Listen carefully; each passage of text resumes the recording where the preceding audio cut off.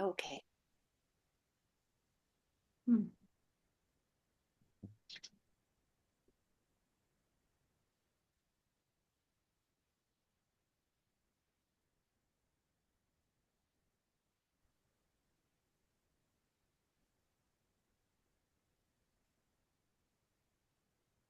Okay.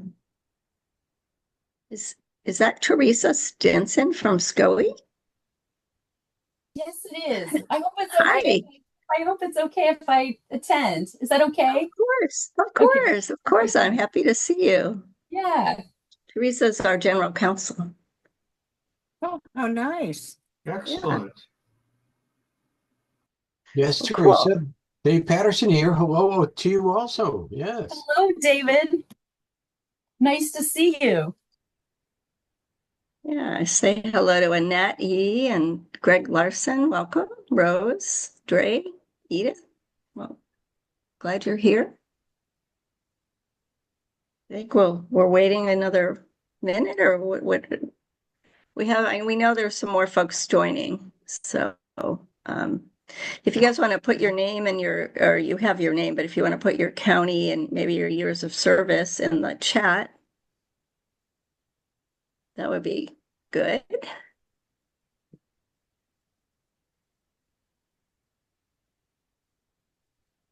Hope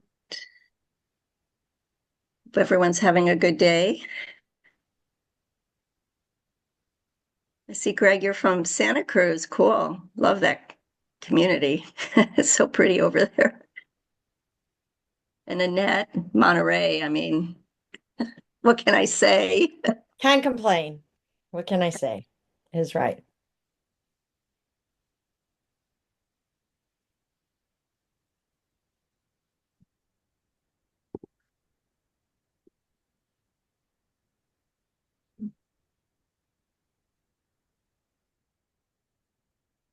Hey, Annette, this is Yvonne. How's this housing bill going? You know, I haven't been involved with it. I thought I was asked to be part of the workforce housing group, but I mean the last did you see the webinar, Yvonne, that Yes, was yes. on? Yeah. So Mhm. they're definitely working on it, but I'm not directly on that yet. I know they're going to call me to be part of it, but I haven't joined yet, or they haven't asked me to step in yet. Oh, So yeah, I you don't should know because extra. you Mhm. had the experience, but also understanding that many of us, the county, we don't really own land like school Exactly. district. But how can we be of a convener Right. And the that's districts, right? exactly where I am on this. And because of my background with finance, that's why I offered to help to serve Great. on that committee. So I'm sure they will call me. In fact, I was going to reach out after that webinar. But the legislation, CSB would like people Mhm. to support. And I want to welcome Dre from Mono County and Edith from San Mateo, Greg, Santa Cruz. Cool. And Bina, when you're ready, we can go ahead and get started. I'm ready. Right. And I just Well, noticed Edith is the newest. She's only been on since March 5th. Wow. oh, great. Well, welcome, Edith. Good for you for being here. Um, welcome everyone. We're really excited you're joining us. My name is Bina Lefkowitz, and I'm the president of ACCBE, and the great training team with us, Beverly Gerard and Juliana Ferriani and Ed Conrado, are going to be leading the training today. But we also have Yvonne Chan, who's our treasurer, and Dave Patterson, who's our vice president, and of course, Chris Williams, who's our trustee, jack of all trades, program director for us. So just real quick, I wanted to just ground all of us in ACCBE and what our key goals are. We are the only statewide organization dedicated solely on county boards of education and advocating. We wake up every day thinking about how can we support county boards of education. We are county boards of education who run this organization, and we are 4 county boards.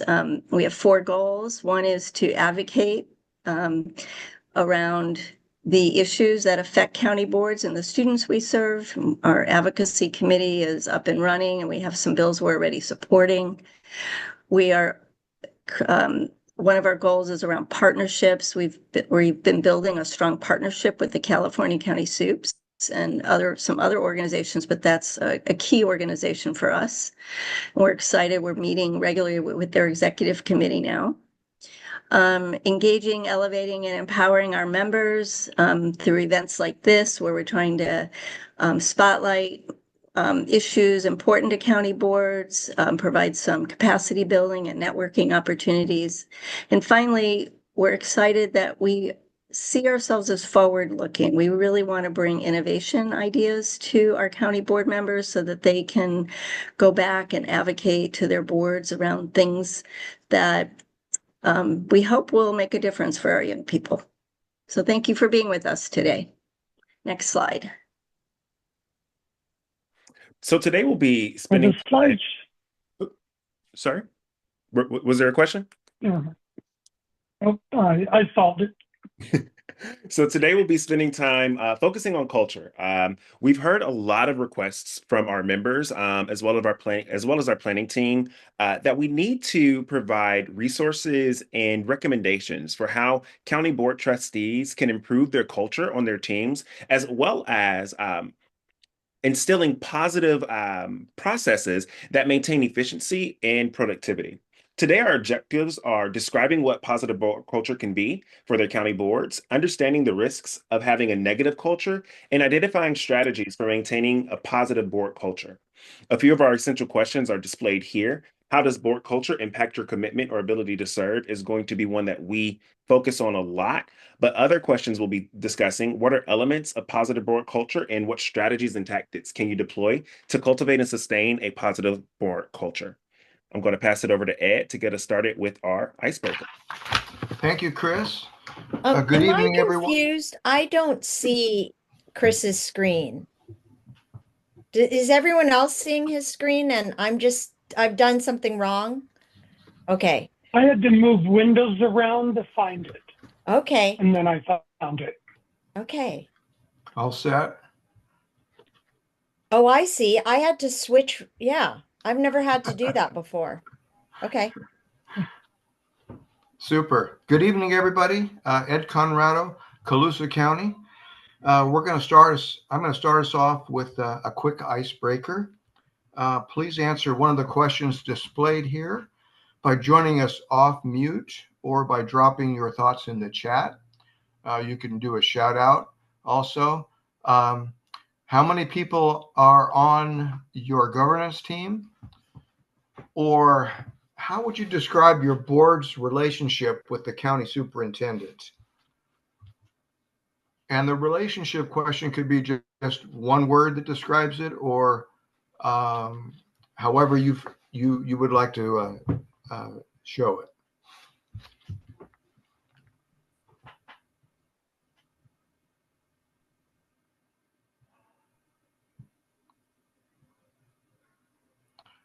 Okay, would anyone like to unmute and tell us which of the questions that they've answered?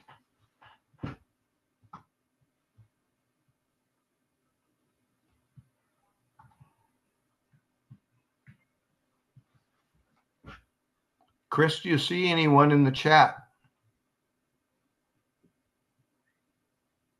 We have a couple responses in the chat. I see something interesting, 2 interesting things from Dre Perry. The relationship with the superintendent is good and improving. And then from Michael O'Neill, a mixed relationship. Would either of you like to expand on those thoughts?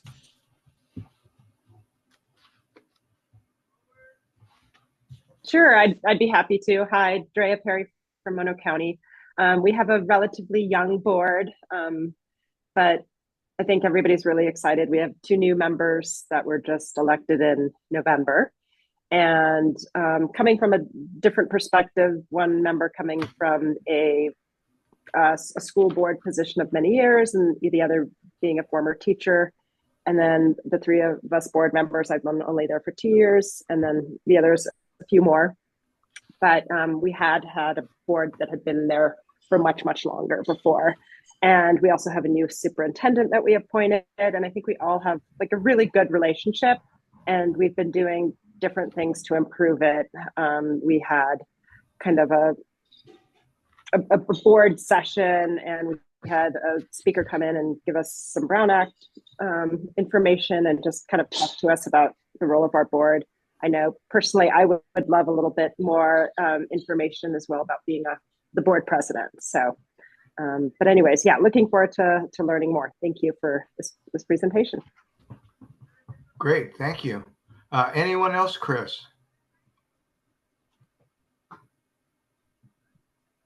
I was going to add something, just that Sure. having come from a school district board, and learning the difference between that and a county board, relationship with the county superintendent it's frankly should be very different because of, what our role is versus what we were or what I was on a school district board. And I find that people who have been on a district board, I'll include myself since I was one of them, it's hard to forget the difference, or it's hard to remember that you should have a different relationship. And we have a person on our board who, always is trying to direct the superintendent in the same way as we did in a district. And it doesn't work. There's more of a clash there. And our superintendent doesn't really know what to do because she's not supposed to be taking direction from our board. And it's only one board member too. It's not the whole board, because the rest of us, I think, understand a little bit better. But I understand where she's coming from, because that used to be our role as a board. I mean, of course, it would be the whole board, not one board member. But that is something that's different. And I noticed that a lot of county board members are former district board members. So that's something that I think, there's almost should be like a separate lesson on that, because if you're used to doing it one way, it's hard to break out of that. So just an observation on my part. No, that's a good point, because one of our first webinars addressed that very issue. And Right. I missed it. They're recorded on our Yeah, website. I should go listen to So- it, but I think I so- do know the difference, but it would not hurt me to listen. No, we had it on our school And if I board. can follow on, Oh, go ahead. it's the No, same Greg, for, go. it's the exact same for people moving from city councils to county boards. City Right. councils and county boards of supervisors have higher fire authority, budget approval, can set direction, priorities, and strategies. Not supposed to muck in the details, though they always try to. And county board is just completely different. Yeah, it is. Well, thank you, Dre and Annette and Greg. Anyone want to have a final thought? I think Dave has his hand raised. Okay, Dave. I would just suggest that, yes, it's true, and it's a process. The tension is there, but you do have to be, we have found, we had a very continue board, that went for many, many a year without a lot of change. But then we knew we were going to change. And so we invested a good amount of time to put down in writing what we call our shared compact, our governance compact, because as we got new members, including some members that were on underlying district boards, it has been a journey. And for some of them, the journey was easy, but others, it continues to be a challenge. And so I guess the point is, you can get there, but it has to be a thoughtful process. And I think our handbook and some of the other stuff we're trying to do it's an ongoing need. So I appreciate that comment. Thanks, Dave. Okay, anyone else that you see, Chris? We good? We are good to go. We'll go ahead and move. Okay, last thing I wanted to point out, some quick facts about superintendents. You may or may not know, but there are 58 county superintendents. 53 are elected and 5 are appointed. And the appointed ones are LA, Sacramento, San Diego, San Francisco, and Santa Clara. And there's 7 single district counties: Alpine, Amador, Del Norte, Mariposa, Plumas, San Francisco, and Sierra. So where the superintendents are appointed, there's going to be a little different relationship than where in the other counties. Okay, time to move it over to Bev and boardsmanship info. Okay, thank you very much. Next slide. Thank you. Tonight, we're going to be talking about boardsmanship and board culture. And I think one thing that we can all agree on is that you have to have a good relationship with your board members and your superintendent in order to have a well-functioning board. So I'd like to read the definition of boardsmanship for county boards. Boardsmanship for a county board of education refers to the principles, practices, and skills necessary for effective governance by the board members. It involves a collective effort to ensure the board functions efficiently, makes informed decisions, and effectively represents the community's interests in education. And in that, there are several things that are listed under boardsmanship. And I'm going to be just very briefly reading them with emphasis on the last 2. So the first one is understanding the board's role. And I think we just heard from Annette how important that is, that you know that you have a good grasp on your responsibility as the governing body for the County Office of Education. Policy and decision-making. Board members must understand the importance of developing and implementing effective policies, regulations, and curriculum for the schools and educational programs operated by the COE. Budget and financial management. They need to be informed about the COE's budget, approve it, and ensure responsible financial management. Also, community engagement and advocacy. Board members should actively communicate with the community about the COE's programs and achievements and advocate for education on the local, state, and national levels. And then these are the 2 that we're going to be talking about the most this evening. And that is collaboration and communication. Effective boardsmanship involves working collaboratively with the superintendent and other board members, as well as the community. And continuous learning and development. Board members should consciously learn about educational policies and best practices to improve their effectiveness. Thank you. Next slide. And what I'd like you to do is be thinking about that. And Ed, you're on. Okay, thanks, Bev. Thank you very much. For a quick reflection, we ask that you join us off mute. You can shout out or raise your hand. Describe some ways that your board has showcased boardsmanship. Maybe some strategies that you've seen or ways that you and your colleagues have behaved in meetings, or if you haven't really seen that, then what can you commit to doing to set an example for your board? And this may be strategies related to board roles, decision-making, financial advocacy, community engagement. What have you folks seen in these areas?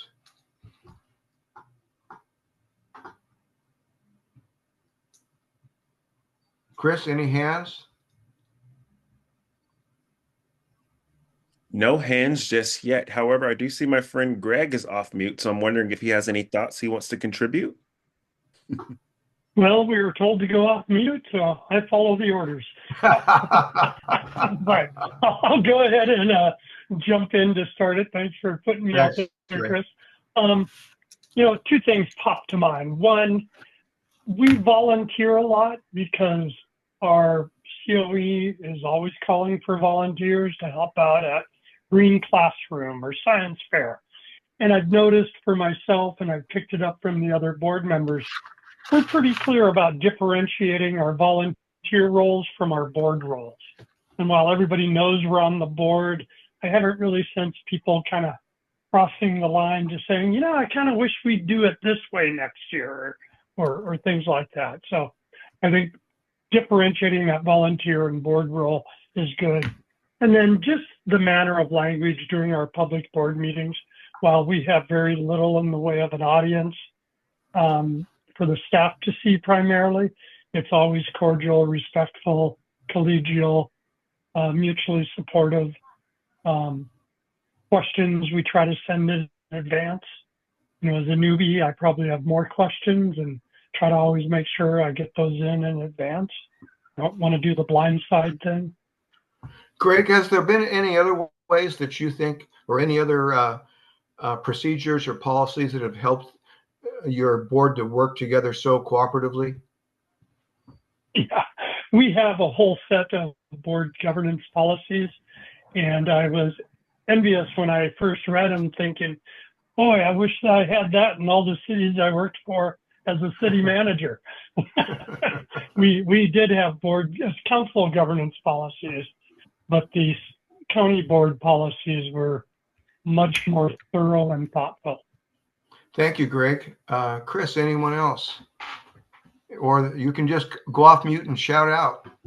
Absolutely. We have no other hands raised, but please feel free to join us off mute if you have a response to either of the questions you see displayed. Chris, some of the things that we're talking about are covered on our next slide. Right. Okay. Hey, that sounds good. If no one else, you see anyone else, Chris, then we'll move on to Bev. Thanks, Bev. Welcome. The next slide that I really want to talk about are establishing board healthy relationships. And when we're talking about board healthy relationships, we're talking about relationships between board members and also between board members and the county superintendent. And what we've discovered when we're talking to board members is many, many times board members really don't know that much about each other. They walk into the board meeting and they say, hi, how are you? And you go through your board business. And when the board meeting's over, everybody says, oh, have a nice evening, bye. And they leave. But one of the things that really helps establish healthy relationships between board members are getting to know each other.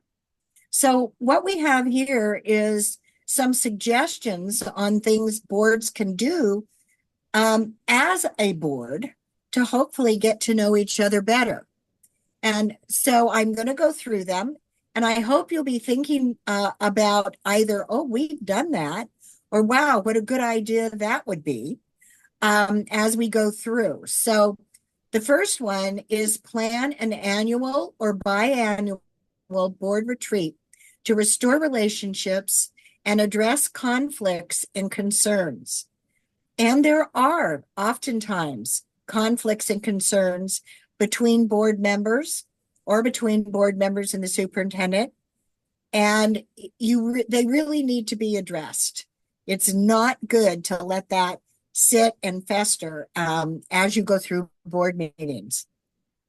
Also, conduct board self-evaluation to identify gaps in activities and relationships, and complete a Strengths Finder 2.0 or another working style assessment to have common language for ways of working. And this can be very, very helpful. A lot of us have probably done it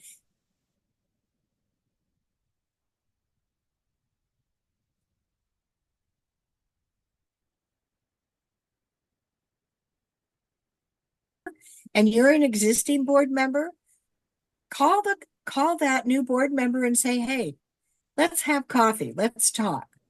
Do you have any questions you'd like to ask? Go out to dinner with the board. This is something that our board has planned that's coming up that we're very excited about. Also, attend a community mixer, because a lot of times during that community mixer time, you'll visit with not only people from the community, but fellow board members that you don't necessarily visit with at a board meeting.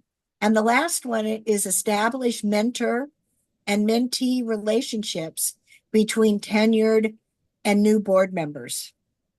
And this is something that I think is really, really important and can be very, very useful, not only to the new board member, but to the existing board members as well. So I'm kind of anxious to see, and can you just raise your hands on how many of you have done one or more of these things with your board?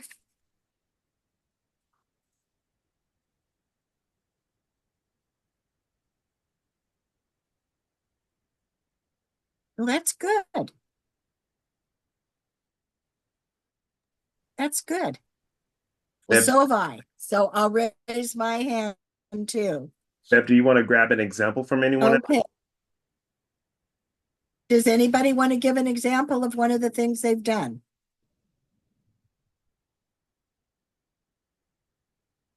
This is Yvonne Chan from Los Angeles County Office of Education. And first of all, just let you know the uniqueness of LACO is that 7 of us are appointed by our supervisor. And fortunately, unfortunately, usually represent a certain group of stakeholders, whether it's the teachers, whether administrators, whether it is, magnet schools, etc., or the court justice. And yet the superintendent is also appointed by the supervisor. So at the get-go, you can see LACO is just totally so crazily different. And with the 7 members, 5 of us are 4-year, 2 are rotating. So any given year, sometimes we have as many as 4 new ones. So this is what we have done. The 3 things that work for us is, since we rotate so fast, and we meet 3 times a month, 3 times a month. And the 4th week is school visits. So we capitalize in these kind of opportunities. So first of all, it was the retreat. And we really have a big session on listening skills. And maybe someday, in the future, ACCB can just do that. How to listen before you speak. And speaking is part of listening. Listening is part of speaking. They are just like yin and the yang that weave together. Second, as Beth was saying, food. Oh my God, food will bring people together. Because our meeting do go pretty long, so we get to order snacks. And we take turns to order snacks. So one time, one of our colleagues ordered a gigantic burritos. I couldn't believe it's a table long. We all laugh about it. And we ate our own taco, whatever it is. And by Lord, the 6 of us definitely dip into his burrito so that he cannot have the gigantic by himself. During school visits afterwards, we always have lunch with our staff. And then the third thing we do is, because LA County is so darn big, we carpool. We carpool to events. We carpool to meetings. So that kind of help us to really get together. And as crazy as LACO, so complex, so big, 7 of us rotate in, rotate out, rotate into chairmanship. Guess what? We got along very well, and we love our superintendent so much we gave her a raise. That's it. Thank you, Well, Dr. thank you very much. Well, let me give an example that's just a small piece of it. At Placer County, county boards don't go into closed sessions. And many a time, a district board, that's where relationships got built. You got into a closed session before you got into whatever the issue was. You had time to chat and all this. But what we do is, in fact, they've got sandwiches available. Our board is busy people, and they don't typically get dinner. So we make sure that 45 minutes before board meeting starts, we have our separate room, which would be used for a closed session if we ever needed one. But we're able to just sit down there, catch up with each other a little bit, and then go into the meeting itself. But that has worked well to get beyond, well, good evening, how are you? It's actually, oh, how are you? And how was last weekend? How is your child? How is your spouse? How is whatever? And staff joins us there also. So it's a very good community building time for us. Also, could I add, working style assessment is a great focus for a board retreat. Then you can also do how to utilize the results. We did that, and we all had a much better understanding of how we tick, how we work, and it helped us to work together.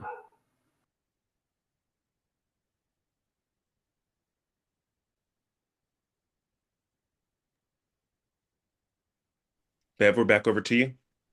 Okay, can we have the next slide then, please?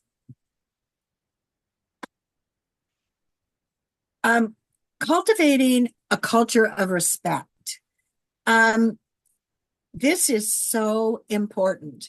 And I think a lot of times, maybe we don't think about this as much as we should during board meetings, because all of us as board members want to feel respected, not only in our board meetings, but in our lives. And oftentimes things happen that sometimes I don't think board members really think they're being disrespectful, but they are. And so I just want to go through this list and talk a little bit about each one. The first one, which was already brought up once this evening, is being an active listener. And by active listener, we mean listen, not sit there and think about what you are going to say next, and not really listening to what the person that's talking is saying. So please remember, if another board member, a staff member, or the superintendent is talking, be an active listener, pay attention, look at them, and let them know that you're listening to what they have to say. Then also monitor your airtime and leave time for other members to speak. Our board meetings usually have a lot of business. And sometimes you get a board member that loves to hear themselves speak, and they go on and on and on and on. And that isn't really fair to the other people that are sitting there that also may have comments and opinions on whatever you're talking about. And this is also where a strong president can come into play as well. Because a strong president, if somebody is really taking advantage of their airtime and using more than they should, can come in and say, well, thank you, board member. We really appreciate what you have to say, but can we let one of the other board members speak now as well? Making inclusion a practice and priority for all members of the county board. And this is another one that also really kind of reflects on your president, because sometimes if you have board members that are very outgoing and have a lot of opinion and speak a lot, it intimidates some of the other board members. And I think it's important for the president to ask, once people have spoken, is there any other board member that would like to say something? And it's okay if they even say Mr. or Miss new board member, do you have a comment on this? Because sometimes people are afraid to speak up. So make sure that all board members are feeling included and feel like that they can give their opinions. This is really one of my pet peeves, and that is being mindful of body language and facial expressions during board meetings. Remember, people are watching you. People in the audience are watching you. People on Zoom are watching you.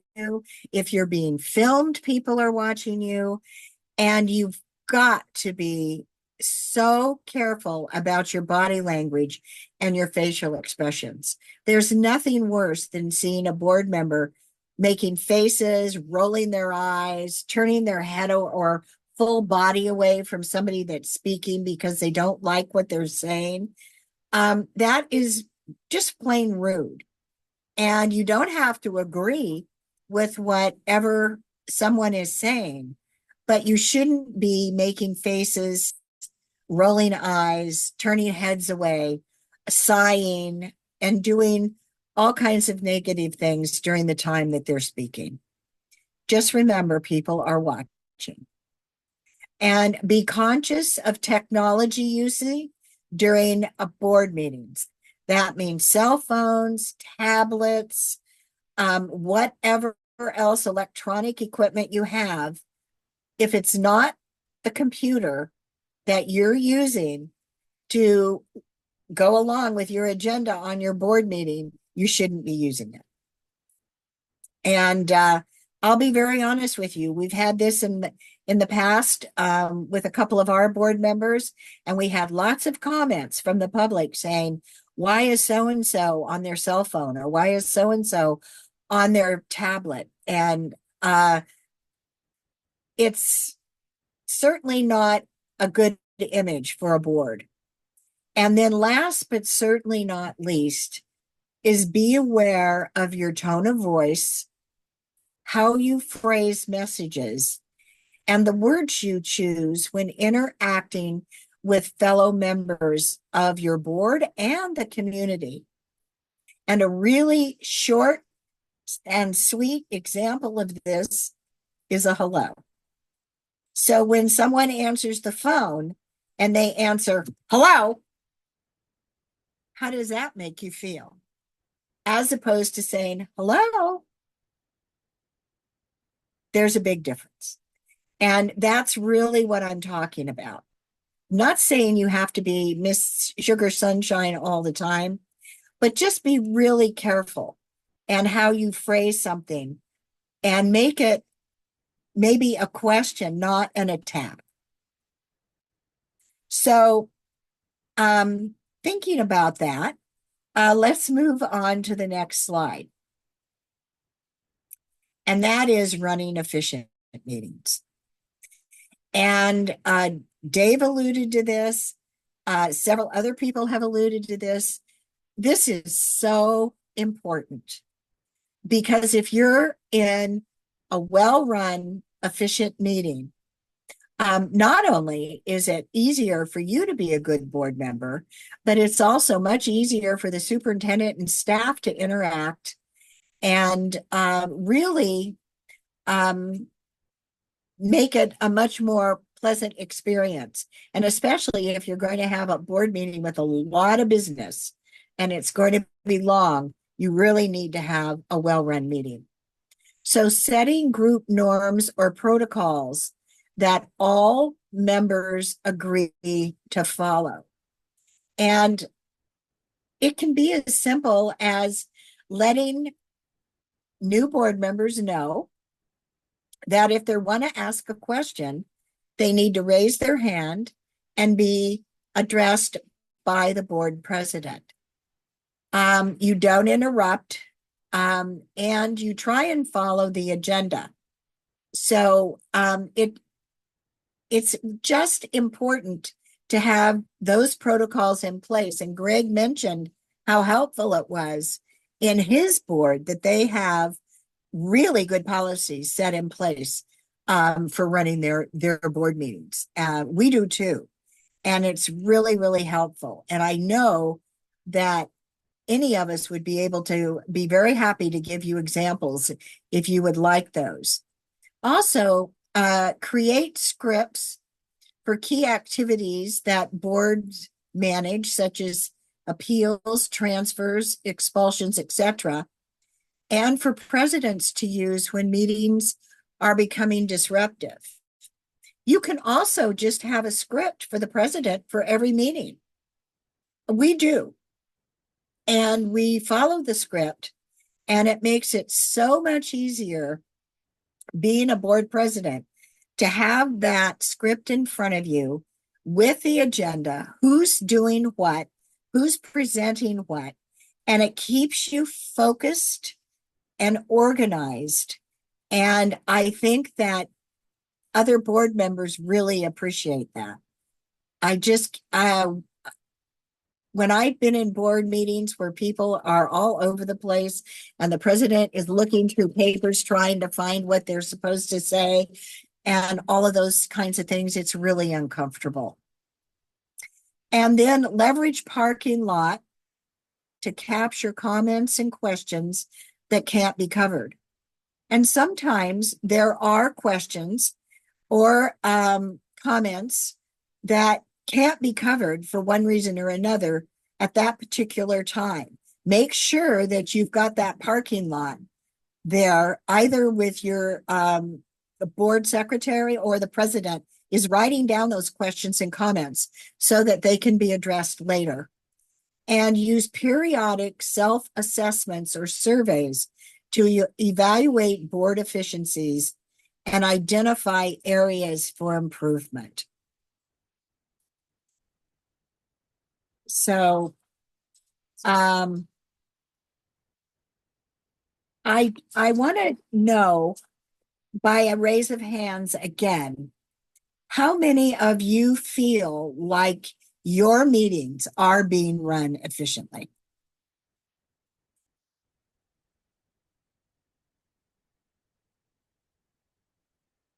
How many do we have? We have. Okay.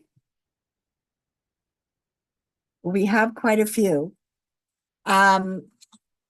And I really think that this is a key thing. So if any of you have questions or comments on running an efficient meeting, can you let us know now? Does anybody have a comment or a question that they'd like to make? I do. Yeah. Okay. Could you explain the process, or who writes the script and how that is done? Yes, I can. In our case, it is done in cooperation with the superintendent and one of her staff members, who ironically enough is now on our board, who is Patricia Love.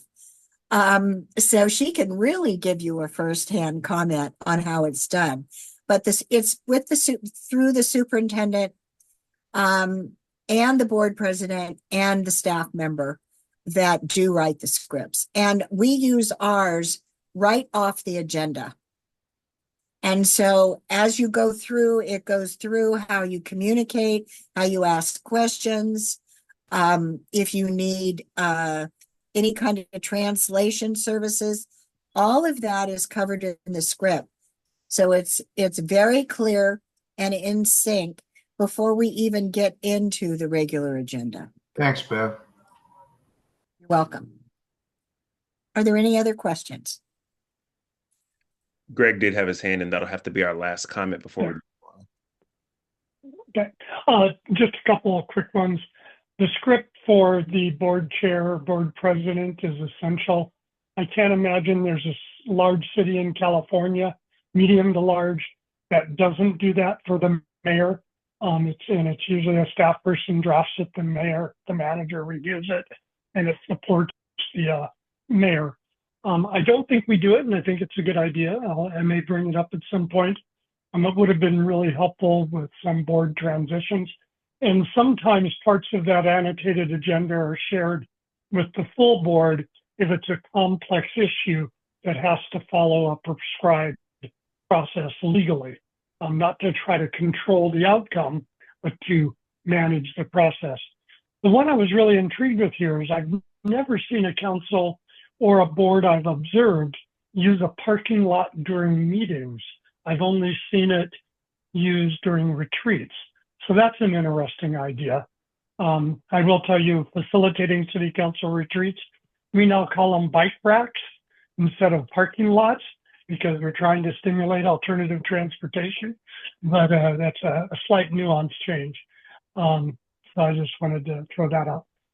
The one thing I haven't seen on boards that I have seen in cities that would be helpful, I think, is there's kind of an expectation for the obligatory stuff that just has to get moved through. The vice mayor just always makes the motion, and then anybody jumps in and says second, instead of this pregnant pause, who's going to make the motion? And that's differentiated from issues where clearly a board member feels ownership or wants to provide direction on it.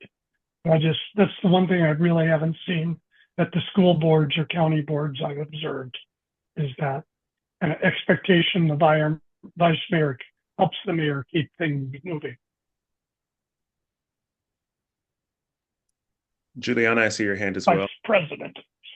I know that when I was board president, I had a understanding with the superintendent, because the superintendent is the secretary to the board, that if something was brought up, we would just write on our own agendas our parking lot ideas, so that we could discuss them at a future meeting. So we were able to keep track of those. And I think that and I think this is pretty standard, but I think it's very, very important, especially during appeals, interdistrict transfers, expulsions, etc., that there is a definite script to fall back on, because at times those can get so emotional. And if the president has a script to follow, it's easy to rein in emotions or disruptions. Exactly. Well, shall we move to the last slide? And that's repairing damaged relations.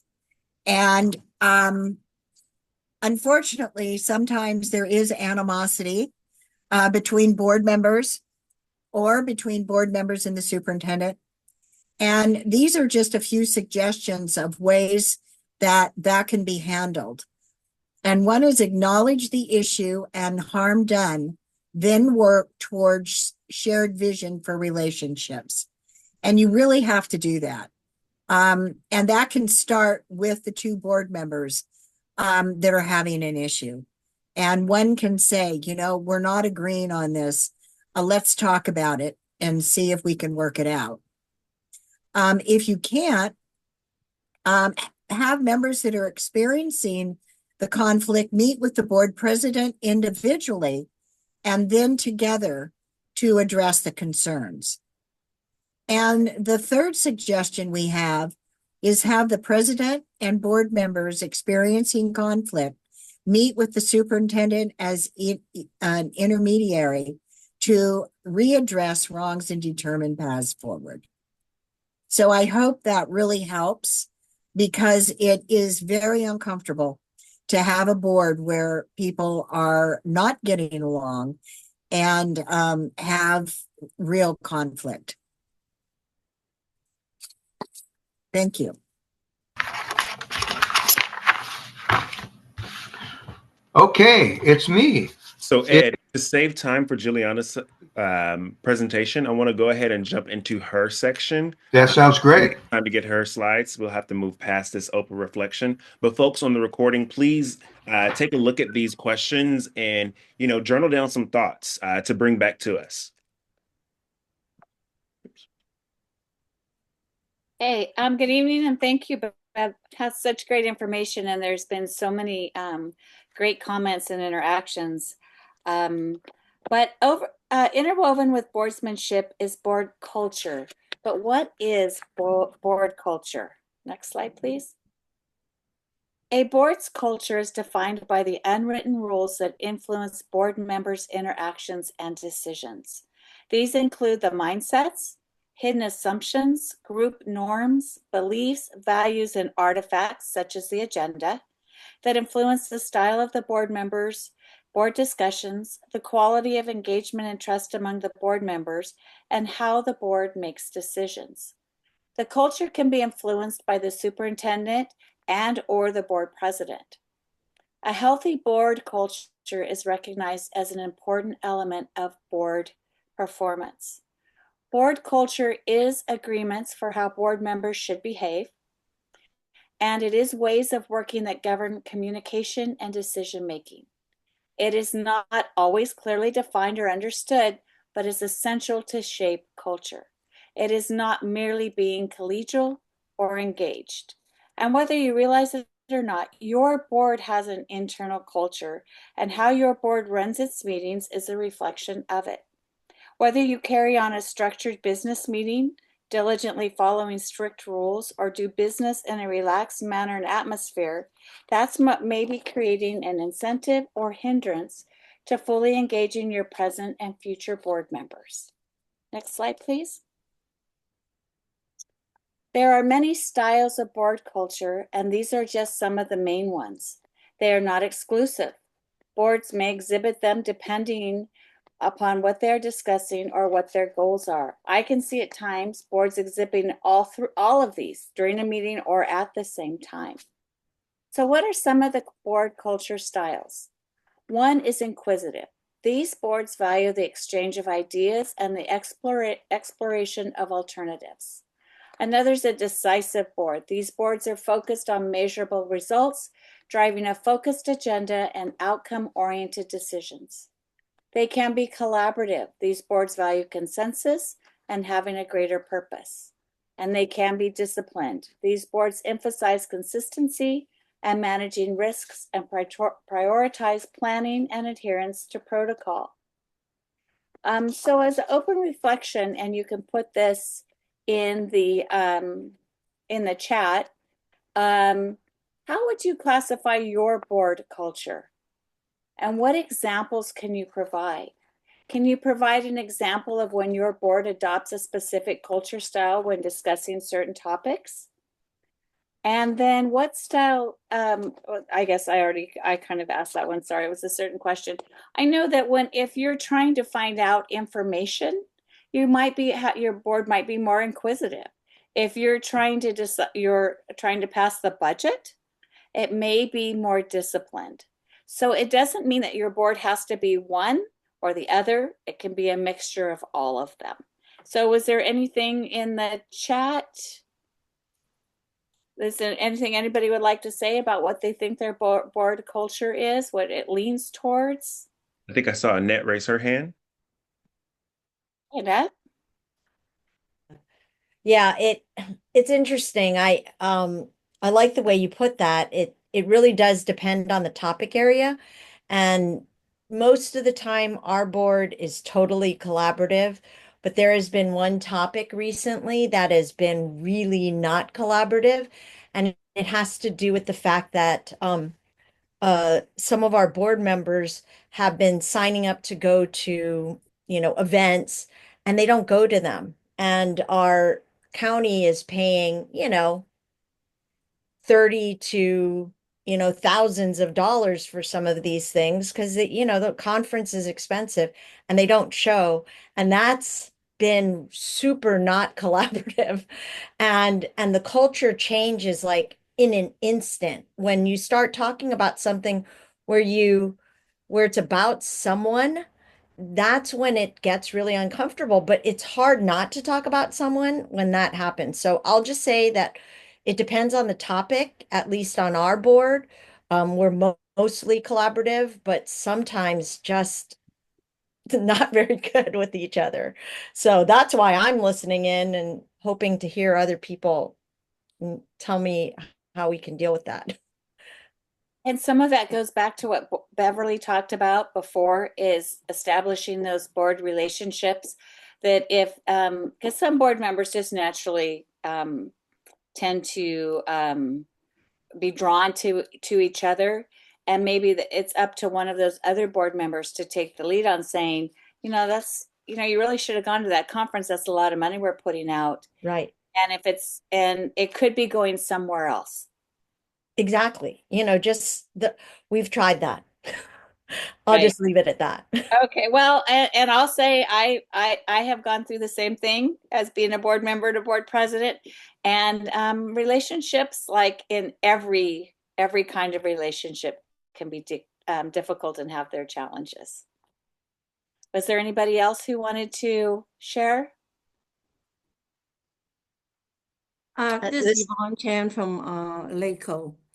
We actually had the same issue too, I go, you go, and then no show. So finally last year, there's a consensus about let's look at which conference or seminars that will be very beneficial for LACO, okay? And of course, first thing, and that is, okay, in that case, first of all, is we're going to submit a proposal so that it will be something to highlight, a promising practice. But it's not just about LACO. We're going to invite 2 or other 3 counties on what this promising practices are.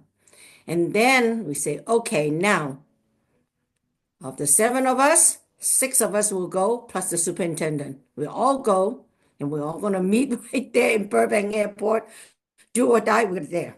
So that's really brought us together, whether this year we will continue with that kind of practice, at least have one conference that we all care about, that we will submit and invite others to submit along with us so that we be building teams.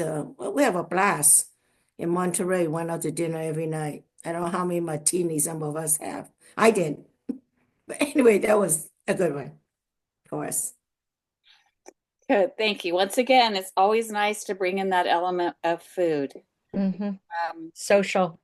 Exactly. Okay, next slide, please. Our next slide is how to practice inquiry, or how asking questions, how to ask questions, how to gather information, and how to ask to see if you are practicing inquiry. So a board fully to practice inquiry, a board fully enlists differences of opinions, fully enlists unique vantage points and areas of expertise, and asks deeply informed questions to gather strong collective wisdom. And how do you do that? Well, here's some sample questions that can help you get those people in the room. Do we have the right people in the boardroom? And as we know, county board members, we don't often have a large audience. And mainly we have staff, and staff is one of our most important areas, what are the most important people to give us information, and are the most knowledgeable staff here to answer our questions and provide information. Are we structuring our discussions and assignments to focus on the right issues and activities and gathering input from all members? Do board and committee leaders model the desired board agenda? Is there a process for modifying the agenda? And do board members consider how they are contributing to the culture? A lot of this goes back on contributing to the culture, modifying the agenda, goes back to what Beverly discussed in boardsmanship, and that open communication, your body language, your facial expressions, how you react to somebody.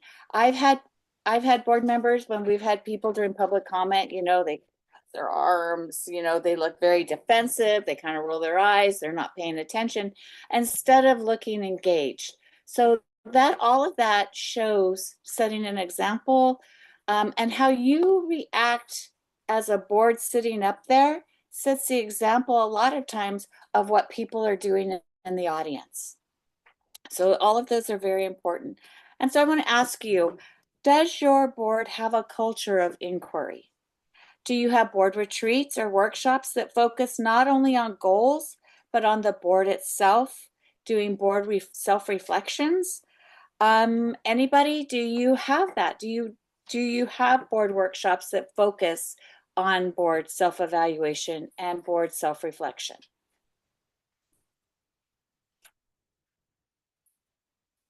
Anybody? We do Okay. that every year. We have a retreat and we try to do both board goal setting, but also make sure that we talk with one another about how we will operate with one another. We haven't done a board self-evaluation. We haven't done that formally yet, but we essentially do that with each other, not with a formal process, and it works, I think. I think a board self-evaluation is very important. I believe CSBA has one now for county boards. Oh, And so that's something to check out because I think it's a very important tool. We used to have one we did for CCBE, and our board used to go through. I mean, it used to ask, how do you feel like we're doing on advocacy? How do you feel like we're doing on this topic? How do you feel like we're doing on that topic? And we could really go through and see how individual board members felt we were doing, not just kind of as a whole board, but each board member had to contribute something. So I think that's very important. Next slide, please. I saw Drea raise her hand. Oh, sorry, Drea. Oh, I was just raising my hand. We did our first self-evaluation and board workshop this year after kind of having asked for it, and it was great. And I think we used Santa Cruz's board self-evaluation because we could get that for free. And we thought, let's try it and then kind of evolve and change it. And it was hard having two new board members kind of all getting kind of similar reactions, but it was incredibly helpful and valuable and something we plan on doing every year. Oh, that's great. I'd love to see that. And that might be something, Chris, we put as a parking lot in our resource are those, especially those boards that have it free for our other board members. So thank you for sharing. That's great. Thank you. All right, next slide, please. Characteristics of a strong culture. Healthy and respectful partnership between board members, the board and superintendent, and the board and the community. You're going to notice I keep repeating some of these things. Trust and openness between board members, the board and the superintendent, and the board and the community. Thoughtful and productive resolutions of issues or disagreements between board members, the board and the superintendent, and the board and the community. And a willingness to address poor behavior that is negatively impacting the board and its relationship with the superintendent or the community. So all of these are characteristics of a strong board.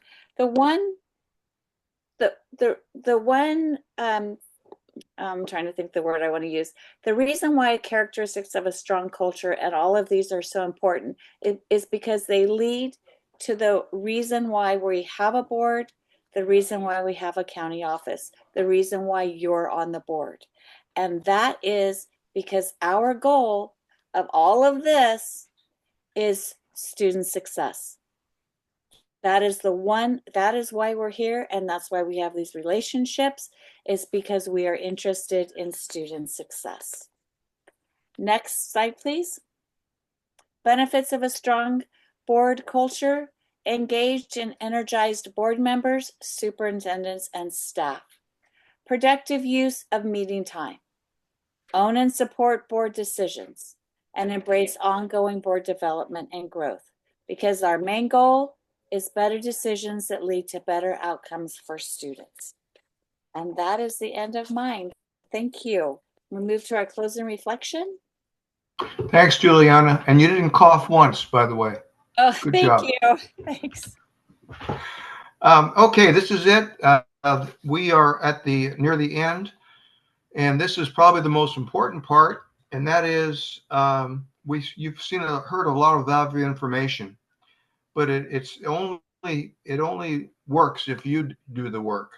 So what is something that you heard tonight, or someone said, or one of our slides? where you said, hey, I think I'm really going to do that. I need to do that before the next board meeting. So what is something that you could commit to doing in the near future? And you can shout out or put it in the chat, please. Chris, anyone with the hand up? No hands just yet. Raise my hand. What's one thing that, man, I really want to do that? This is Bina. It's maybe more a reflection on the conversation. And one thing that struck me is the intentionality around a board focusing on its culture and taking the time to talk about group norms or having retreats and really focusing on the relationships and the protocols and the norms and just being intentional. And then the second thing for me that stood out was, I think this probably applies mostly to the president, but having good facilitation skills. Maybe every trustee should be trained up to have good facilitation skills, so that, which generally includes, to me, listening as well as being able to help people navigate through crunchy conversations and making sure everyone's voice is heard. So those are my two kind of big ahas from this session today. So thank you. Okay, anyone else? Anything in the chat, Chris? One good comment was from Guadalupe. She said she's going to suggest that her board try Strengths Finders. Excellent. Of Strengths Finders. And active listening from Edith. And Strengths Finders now is called Clifton Strengths Assessment. So if you're looking for it, it's an updated version of Strengths Finders. Anything else? Oh, Guadalupe. Yes. Yeah, I wanted to address the question in the chat. How often do most board members meet one-on-one with their superintendent? I meet my superintendent at least once a month, sometimes more often. And one of the things about board presidents laying out a singular focus for their year ahead, our board, we meet as a group and we make the decision on what are the goals. What are the goals that the board wants? We pass that information to the superintendent. They're obviously involved in that. And then that basically lets them have that information and takes it back to staff so that they can focus on their work for the year ahead to meet those goals. And then again, the reports come back to us as to how they've incorporated that into their work. It's worked really, really well. So the board makes those example would be, we were very interested a couple of years ago on working on technology. So we actually have an innovation center, which is amazing. I would recommend anybody to come down to San Diego. I'd love to take you and show you. But we bring school kids, different classes, different districts come and use the facilities. And there's all kinds of CTE information.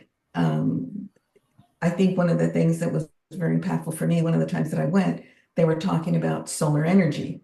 And the kids were kind of, loosey-goosey. They weren't really, they were anxious. They were fourth graders. And all of a sudden they were given a project to do and they were working it. And then they told them, okay, now take it to the window. And the sun hit them and automatically started working the project that they had worked on. And the kids just lit up.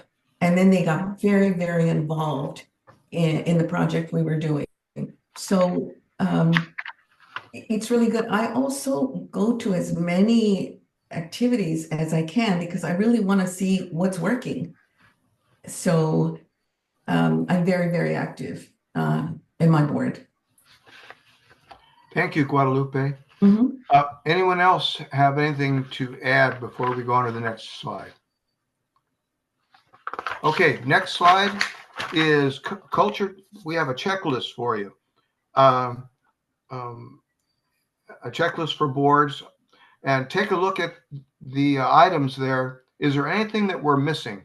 Is there something you would add to our culture checklist for boards? Or if not something to add, is there anything there that you think is the highest priority?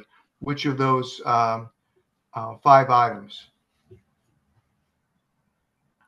And you can shout out or in the chat.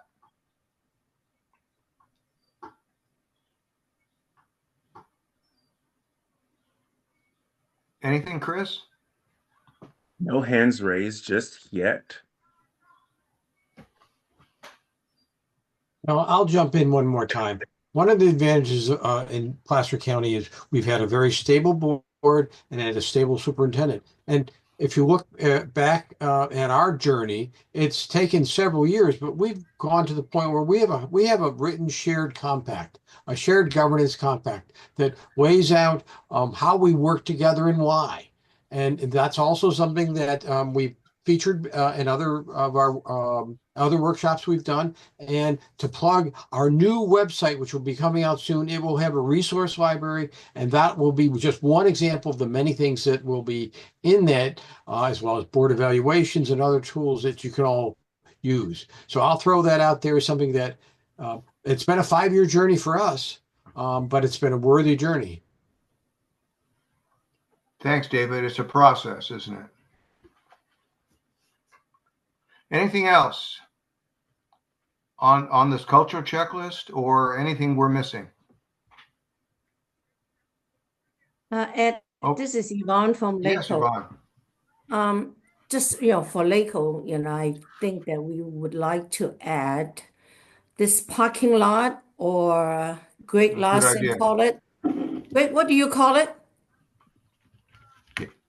Parking lot, or I called it a parking lot.